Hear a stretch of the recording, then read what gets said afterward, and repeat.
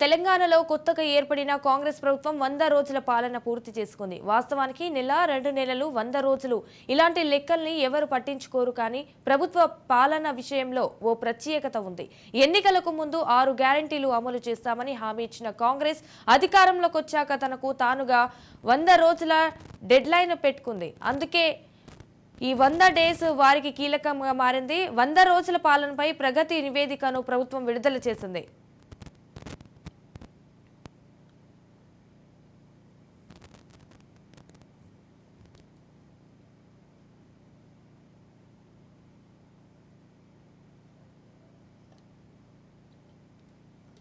6 గ్యారెంటీల పేరుతో అధికారంలోకి వచ్చిన కాంగ్రెస్ 100 రోజుల్లో 5ంటిని అమలు చేశామని చెప్తోంది. అధికారం చెప్పిన 48 గంటల్లోనే మహాలక్ష్మి పథకాన్ని మొదలు పెట్టామని, ఆర్టీసీ బస్సుల్లో మహిళలకు ఉచిత ప్రయాణం సదుపాయం కల్పించామని చెప్తున్నారు. ఇక నేతలు 23 కోట్ల మంది ఈ పథకం ద్వారా లబ్ధి పొందారని, జీరో టికెట్తో ఉచిత ప్రయాణం చేశారని లెక్కలు చెప్పారు. ఆరోగ్యశ్రీ పరిమితి పెంపు, గ్యాస్ సిలిండర్ రాయితీ కూడా మహాలక్ష్మిలో భాగమే. గృహజ్యోతి పథకం కింద జీరో విద్యుత్ బిల్లు కూడా ఇటీవలే అమలులోకి వచ్చింది. ఇందిరమ్మ ఇళ్ల పథకానికి కూడా ఇటీవలే శ్రీకారం చుట్టారు.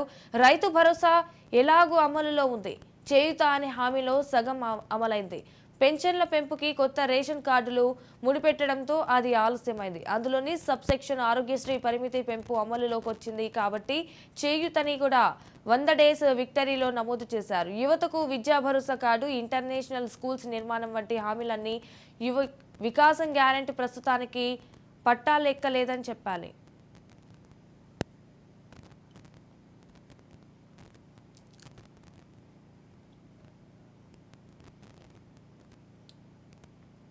హామీలన్నీ పూర్తి స్థాయిలో అమలు కాకపోయినా 5 గ్యారెంటీలు మొదలు పెట్టేశామని, తమ పని పూర్తి చేశామని కాంగ్రెస్ చెప్పుకోవడం విశేషం.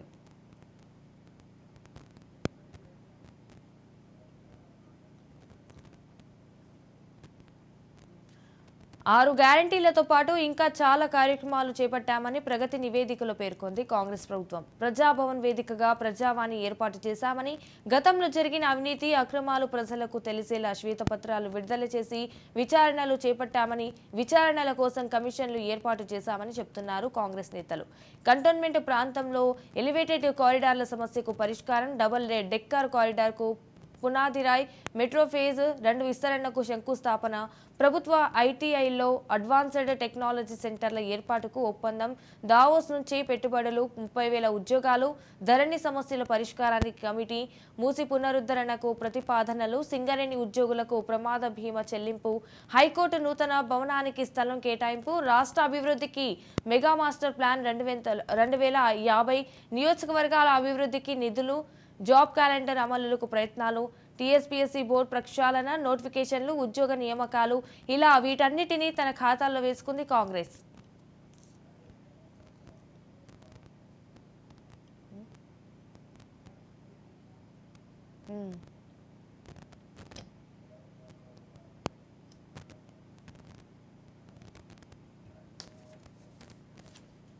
రెడ్డిగా రేవంత్ 100 రోజుల పాలనపై మరింత సమాచారం మా ప్రతినిధి విక్రాంత్ ఫోన్ ఇన్లో అందిస్తారు. విక్రాంత్, చెప్పండి.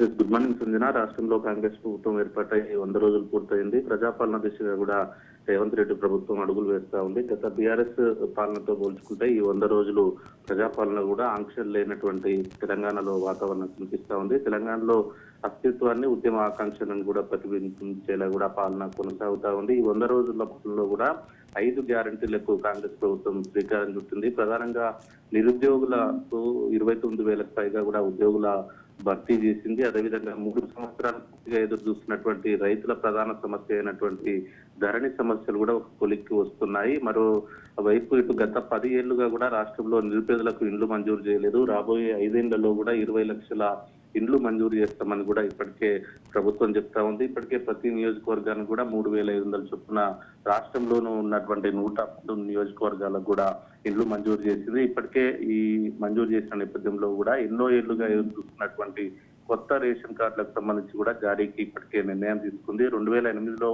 డిఎస్సిలో ఉద్యోగాలు వచ్చినా కానీ ఇప్పటి వరకు నియామకాలు కాలేదు. ఆ నియామకాల కోసం కూడా మొన్న జరిగినటువంటి కేబినెట్ మీటింగ్ లో కూడా వారికి న్యాయం చేస్తూ కూడా నిర్ణయం తీసుకున్నారు. మరోవైపు డిఎస్సి నోటిఫికేషన్ తో పాటు నిరుద్యోగులకు ఉపాధ్యాయ అర్హత పరీక్షకు సంబంధించిన టెట్ పరీక్షకు కూడా ఇప్పటికే నోటిఫికేషన్ విడుదల చేసింది.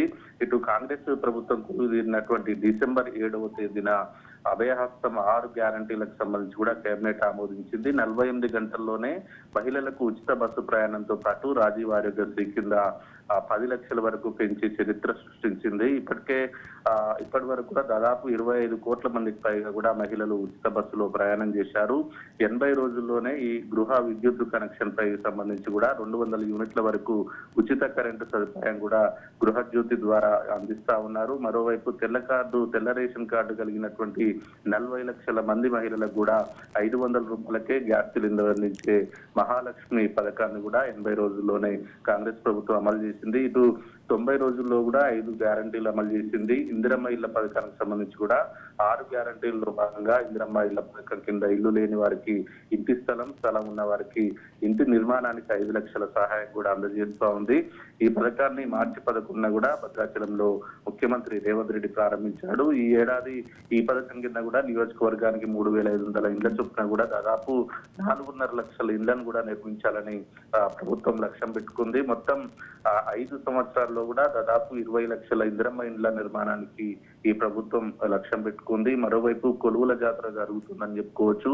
గత బీఆర్ఎస్ పాలనలో కూడా వైఫల్యాలతో అన్నిటికంటే ముఖ్యమైనది ఉద్యోగ కల్పనలో కూడా అవకతవకలు అక్రమాలు జరిగాయి. ఒక మాటలో చెప్పాలంటే తెలంగాణ నిరుద్యోగులకు అన్యాయం జరిగింది గత ప్రభుత్వంలో. ఈ 100 రోజుల పాలనలో కూడా దేశంలో ఏ రాష్ట్రంలో జరిగినటువంటి విధంగా కూడా శరవేగంగా ప్రభుత్వ ఉద్యోగాల నియామకం జరపడం ద్వారా కూడా తెలంగాణ యావత్ దేశానికి ఒక ఆదర్శంగా నిలిచిందని చెప్పుకోవచ్చు.